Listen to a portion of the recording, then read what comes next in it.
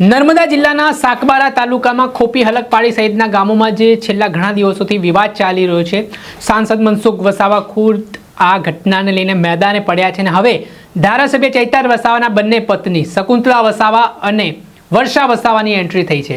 આજે તેઓ સાકબારાના ખેડૂતો સાથે મળ્યા, શું ચર્ચા કરી તેમણે વિગતે વાત કરી।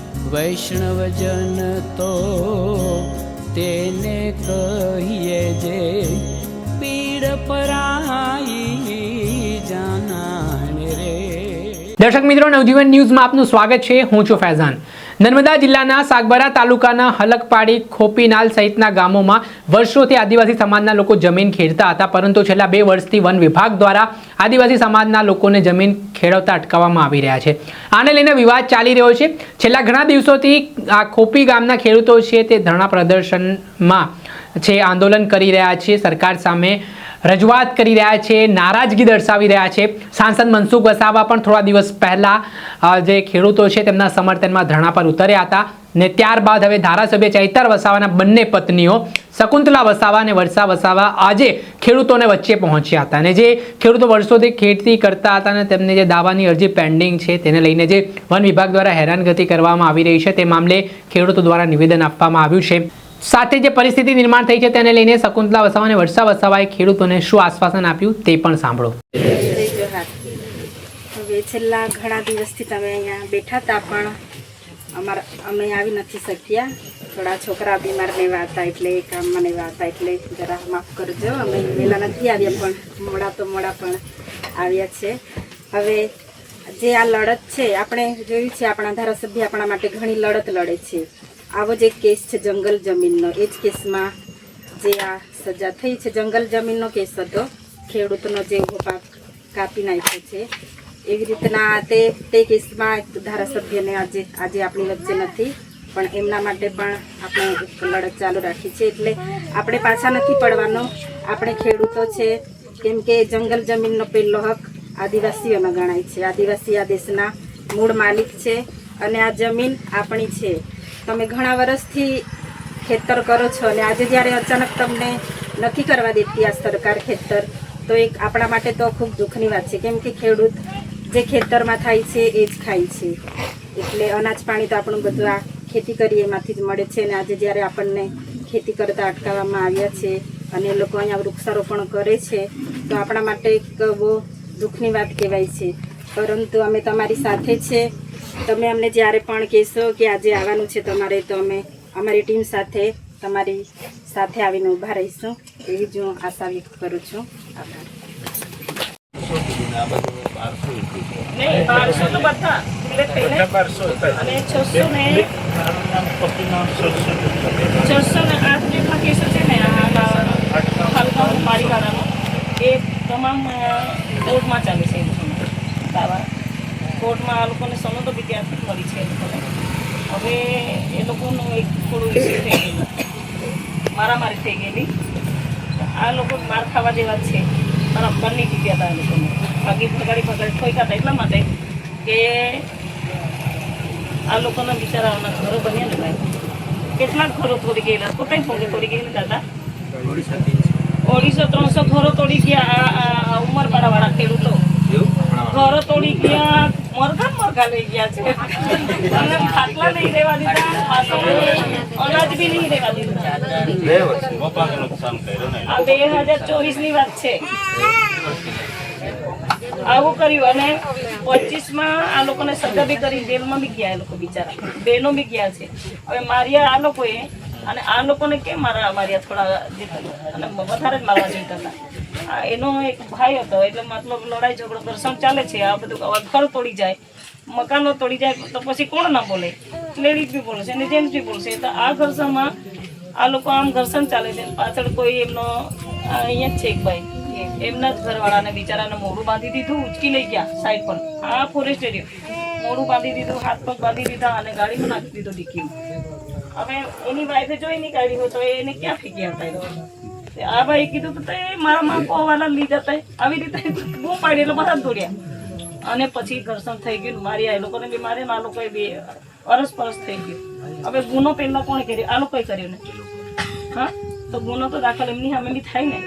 આ લોકોને ફરિયાદ બી નહીં લીધી, 2-2:30 વાગેલા ત્યાં સુધી આ લોકો મારે ત્યાં હતા અને અમે ફરિયાદ નથી આપી ભાઈ, અને પોલીસ સ્ટેશનમાં અમે ફોન કરેલા, બાકી કોઈ પડખે નહીં આવ્યું જે તે ઘડીએ બી. તો એ લોકોને ગુનેગાર બનાવી દેવામાં આવે, જેલ ભેગા કરી દેવામાં આવે. હવે જેમ તેમ હવે દર મહિને છે ને હાજરી ભરવા જાય, એક બનાવ એવો બનેલો, અને તે બનાવ બી એ લોકોના વિસ્તારમાં થયેલો, વડગામના વિસ્તારમાં જ થયેલો. એ જંગલ જે આ એવું કહે છે કે આ લોકો ખેડે છે, પણ આ જે બનાવ એવો બની ગયો ને તે વડગામના એરિયામાં જ થયો હતો. 12 વર્ષની છોકરી હતી, અને એ બી કંઈ બકરીઓ ચારવાવાળી છોકરી હતી, ભેંસ ચારવાવાળી હતી છોકરી. તો એ બી ગોવાળિયાઓની હાથે ભેગા મળીને, હવે આપણે જોઈએ છીએ કે ભેગા મળીને ઢોરો ચારતા હોય. એમાં જે ગોવાળિયો હતો એ ગોવાળિયો મધ્યપ્રદેશ બાજુનો હતો. હવે એ બી ત્યાંનો છે કે પછી ક્યાંનો છે એ બી એ લોકોને બી ખબર નથી, અને સાગબારાવાળાને તો બિલકુલ બી ખબર નથી કે ગોવાળિયો હતો ક્યાંનો.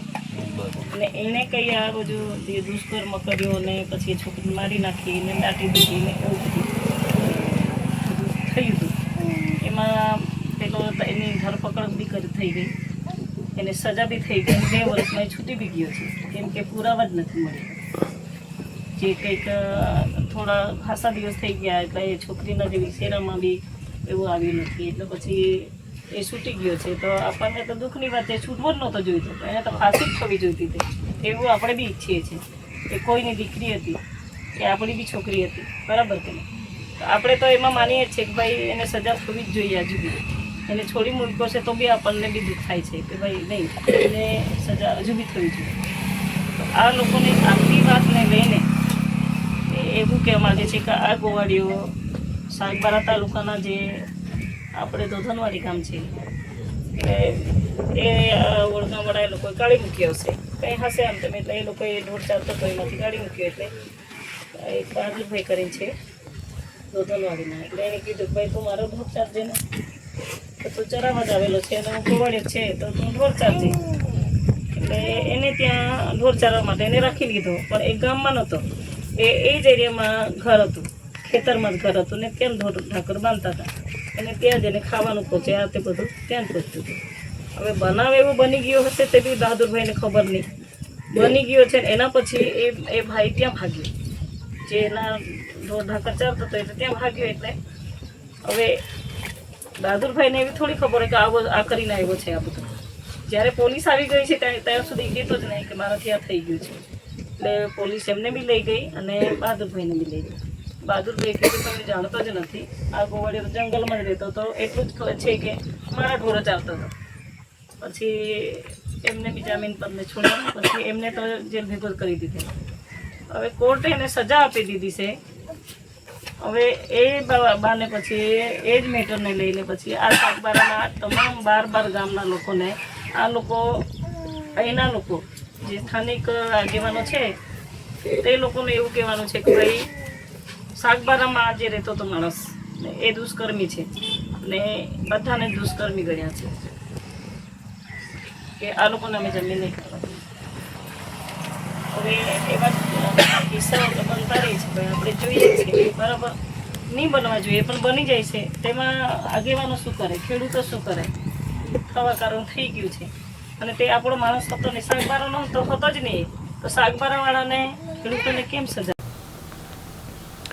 જે આપણે સાંભળ્યા તો ધારાસભ્યના બંને પત્ની અને સાથે લીલાબેન વસાવા પણ ખેડૂતોની જે ઘટના બની છે તેને લઈને બંને પત્નીઓ જે ધારાસભ્યની છે તેમને સમજાવી રહ્યા છે, આખો ઘટનાક્રમ જણાવી રહ્યા છે. અને હવે આદિવાસી સમાજ લડી લેવાના મૂડમાં દેખાઈ રહ્યો છે અને જે પરિસ્થિતિ વિકટ બનતી દેખાઈ રહી છે સાગબારાની, આ જે ગામના ખેડૂતો હવે પોતાની જમીન મુદ્દે લડાયક ભૂમિકામાં જોવા મળતા રાજકારણ ગરમાયું છે. દર્શક મિત્રો, આવા જ અહેવાલ આપના સુધી પહોંચાડતા રહીશું, લાવતા રહીશું. એટલે નવજીવન ન્યૂઝ જોતા રહો, લાઇક કરો અને વધુમાં વધુ શેર કરો, જેના કારણે તમને નવા અપડેટો મળતા રહે.